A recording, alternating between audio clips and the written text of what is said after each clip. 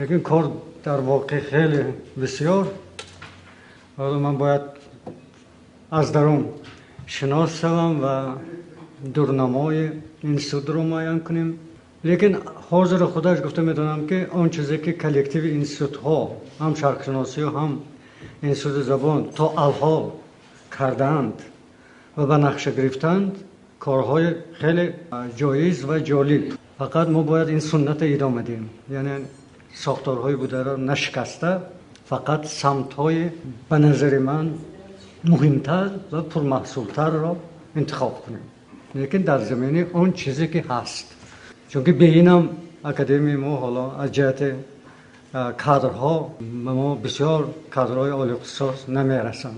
بنابراین البته این دو چیز است، هم تجربه یا تجربه کاری یا مثلا تالنت که هر سال زایده نمی شود. بنابراین باید به همون تجربه کاری تکیه کرده پیش رویم، یعنی بوده و این ذخیره های علمی موجوده رو در تمام اکادمی و اینستیتوت ما مخصوصا ثمراناک استفاده بردن برای تربیت کادرهای نو.